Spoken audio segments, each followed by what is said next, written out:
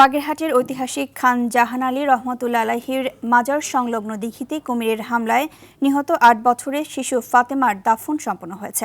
দুপুরে জানাজা শেষে তাকে দিঘির পাড় এলাকায় দাফন করা হয়। তবে শিশুটির মর্মান্তিক মৃত্যুর পর মাজারে আসা দর্শনার্থী ও স্থানীয়দের মধ্যে নিরাপত্তা নিয়ে উদ্বেগ দেখা দিয়েছে। বাগেরহাট প্রতিনিধি SM শামসুর রহমানের তথ্যচিত্রে জানাচ্ছেন নাদিরা সুলতানা।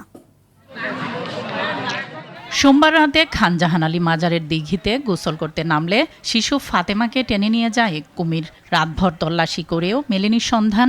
ভোরে ভাসমান অবস্থায় উদ্ধার করা হয় মরদেহ। দুপুরে মাজার মসজিদ এলাকায় জানাজা শেষে দিঘির পার কবরস্থানে তাকে দাফন করা হয়। 2-3 বার নামিছে, আমি উঠে দিছি, উঠে দিলেও তারিবারে রাত্রি এসে নামিছে।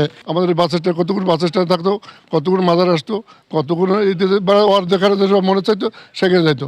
চিল্লে শুনলাম যে কুমিরে ধরেছে। তারপর আমরা নৌকো নিয়ে ওইখান থেকে নৌকো নামায় নিয়ে ঘুরে চেষ্টা করছি উদ্ধার করার জন্য, তারা ডুবাই নিয়ে গেছে কুমির। ফাতেমা মাজার এলাকায় বসবাসকারী এক মানসিক প্রতিবন্ধী নারীর সন্তান। এ ঘটনায় মাজারে আসা দর্শনার্থীদের মধ্যে দেখা দিয়েছে আতঙ্ক। এদিকে ঘটনার পর নিরাপত্তা ব্যবস্থা জোরদারের আশ্বাস দিয়েছে প্রশাসন।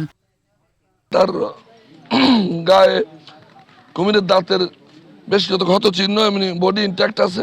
এখানে সেফটি নেট বা ফেন্সিংটা পরিপূর্ণভাবে সম্পূর্ণ না হওয়া পর্যন্ত আমাদের এই যে কুমির যেটা আছে সেটা আমরা কোনো সেফ কাস্টডিতে রাখতে পারি না। এর আগে গত এপ্রিলে দিঘির ঘাট থেকে একটি কুকুরকে কুমির টেনে নিয়ে যাওয়ার দৃশ্য সামাজিক মাধ্যমে ছড়িয়ে পড়ে। নাদিরা সুলতানা, RTV।